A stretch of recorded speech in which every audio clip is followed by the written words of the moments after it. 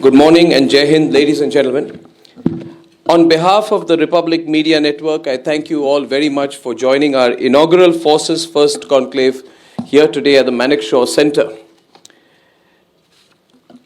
The Forces First Conclave 2025 is India's largest, most impactful and high-profile military conclave we are hosting. Especially since Operation Sindoor, it has a special significance. And it is very humbling that we have been given an opportunity to host it here in association with the Center for Land Warfare Studies. I would like to very warmly welcome our Army Chief General Dwivedi, sir. It is a total privilege and a matter of deep inspiration for me personally and for all of us here at the Republic Media Network that you are with us here this morning to deliver your keynote address for an event that has been a long-held vision of our network. I thank you for giving us this great opportunity, sir. I would also like to warmly welcome and thank all the serving officers and accomplished veterans who are here today. I cannot name all of them, but I'd like to thank Lieutenant General Devendra Sharma, Lieutenant General Ajay Chandpuria, Lieutenant General Abhijit Pendarkar, Lieutenant General Rajiv Gai, Lieutenant General Sumer Ivan Dekuna, Lieutenant General Dushyant Singh of Clause, Major General Sandeep Sharda, Air Marshal Diptendu Chaudhary, Lieutenant General M.U. Nair, Lieutenant General A.K. Bhatt, Lieutenant General Raj Shukla, Major General G.D. Bakshi, who's here with us today, and Ms. Deepti Mohil Chawla, who will be joining us in some time. Thank you all very much, among others. If I missed any, please forgive me for being here. We are also honored to be joined by 57 serving officers. We salute you, sir, for your service, your leadership, and your unwavering commitment to our great nation. And I believe that this Thought Leadership Forum will leave us with many thoughts on how to take the country forward and work together. I also believe that an occasion like this is a great opportunity for the media and the military to come together. Personally, I would like to say clearly that I have said there is only one philosophy, sir, at the Republic Media Network, sir. When you come to our studios, you will not see news first, not that we are bad in the news. We say nation first, emblazoned. Some of you who have come to our newsroom would see that emblazoned right there as you enter. And as you leave the newsroom every day, you look up every day and you commit your journalism to the service of the nation. Today, we are here to listen to you. So I am not required to really make a big, long speech. But I would like to say to all of you, especially our dear, beloved serving officers, retired officers, and members of the armed forces, this network is your network. We have stood by you. I am proud to say on behalf of our network that during Operation Sindoor, there was nothing but substance. There was no hype. There was nothing else. There was focused attention. And we are so proud of your achievements.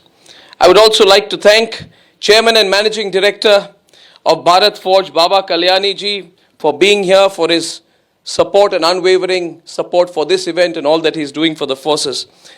Ladies and gentlemen, I just want to set some context to this event. Today we stand at Bharat's crossroads of strategy and history. We are at an inflection point strategically, and we are all increasingly aware of it every passing day. Militarily, in the north, our soldiers operate in altitudes exceeding 20,000 feet where oxygen is scarce, temperatures plunge minus 30 degrees. In the west, Operation Sindoor showed the world that India's land, air, and naval forces are in splendid and lethal cohesion, acting with unprecedented energy, openly projecting power with tremendous precision, as we showed between the 7th and the 10th of May 2025. We also showed the brilliant and unparalleled integration of our forces, all while maintaining strict discipline and international credibility. Ladies and gentlemen, for this, we have to be ever grateful to our services. But we are also in an age of uncertainty, and we are maneuvering through it, which I would like this conference to highlight. Our rise comes with tremendous tumult in the global order. Perhaps never before. From Ukraine to the Red Sea, from the Taiwan Strait, There are over 40 to 45 active conflicts in the world today. The world is therefore witnessing what I call the most militarized decade since the Second World War. Global defense spending is going to touch $3 trillion. AI warfare alone is going to count into hundreds of billions of dollars. Cyber attacks on defense networks have tripled. And therefore, the changing nature of war, the changing character of war is something we would love to discuss here. We are gathered in an age where geopolitics is no longer about borders alone, but about bandwidths. Where wars are not mechanical alone, but algorithmic.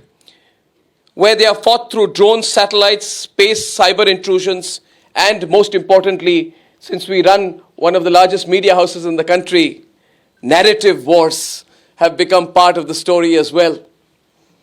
Ladies and gentlemen, autonomous systems, AI targeting, hypersonic weapons have made deterrence timeframes vanish. Therefore, decision making has to be so quick. Our conflicts are not just kinetic, they are powerfully cognitive. And that is where I believe Bharat always has an edge. Because the one great thing about Bharat, which we showed during Operation Sindoor, is that nobody but Bharat and Bharat's soldiers can outthink the competition. We have outthought, outmaneuvered the competition, ladies and gentlemen. In fact, there is no competition. As General Dwivedi said during his speech in IIT Madras, and I thought that was a brilliant quote, sir. Narrative warfare is no longer secondary to battlefield success. It is part of the operations architecture from the outset. To quote General Bakshi, who was describing a narrative management system, he said, it is about influencing the domestic population, the adversary's population, and the neutral population, and therefore wars are no longer fought in silos. The skies and cyberspace are no longer peripheral. They are the new front lines of conflict. The battlefield has changed forever, and with it, our responses to it. We in the media got a ringside view of Operation Sindoor. We didn't get all the information, sir. But we know that that is also in national interest. But I would say that Operation Sindoor sent a clear message to the world about what India's response would be in this new age battlefield. We were proud, terribly proud as a media organization, in the media, and as citizens of this country, at the manner in which our forces led and the way in which they hit. First, number one, it showcased our integrated warfare, our ability to conduct multi-domain warfare, seamlessly integrating all areas, land, air, cyber, space. Secondly, it showed our precision and technological coordination. Targets hit with advanced communication systems and terrible precision. Indigenous systems, number three, were at the core of it. And therefore, from the Akash Tir system to AI-enabled platforms to ISRO satellites, the NAVIC navigation system and drone swarms, all of it truly gave us an opportunity to showcase our increasing self-reliance in defense innovation. Fourthly, it was a step towards theater command integration. Operation Sindoor underscored the practical need for theater commands, aligning with General Dwivedi's what he has said earlier, his vision that theaterization is quote unquote absolutely necessary unquote and inevitable for Bharat. And finally, it marked India's entry into a new warfare era where technological fusion, indigenous capability and domain integration define the nation's military indigenization. Ladies and gentlemen, it is in this context that we are hosting our conclave today. We are hosting the conclave today in a way to start the conversation about the defense charter for the future. It is not for Republic to even suggest what that charter would be. But it is for the Republic Media Network, for the media and the citizens of this country to observe what that charter could be and to ask ourselves, ask not what the services do for you, ask what you can do for our services. I would also like to tell all our representatives from the services that when we say nation first, we also say forces first. We believe in the moral leadership of the Indian Armed Forces. I can proudly tell you this, we do not just believe in your warfare, we believe in your moral leadership, and all of us who are here would know very well there would never be an occasion when we would compromise on nation first or forces first. For us, nation first equals forces first. And therefore, I want to end with the moral dimension. The moral dimension of warfare is equally significant. The strategic dimension is incomplete without the moral dimension. We do not say that we are right. We must believe that we are fighting for the right. The moral dimension, our ethos of Vasudeva Kutumbakam, has now run in the veins of each one of our strategic actions. Once again, to quote General Dwivedi, who recently said that India's future security would rest on a whole-of-nation approach. A whole-of-nation approach, where soldiers, scientists, industry, academia, and citizens, and I would like to include in this the media, work in unison. I've always said this. People say, sir, I'll take an aside. People say, Arnab, you must be neutral. I said, I will be neutral, but not in an issue which matters to our nation. I cannot be neutral between Bharat and another nation. I will always be on the side of Bharat. That is my definition of journalism. And therefore, this whole-of-nation approach gives us the collective responsibility, collective resolve to work together.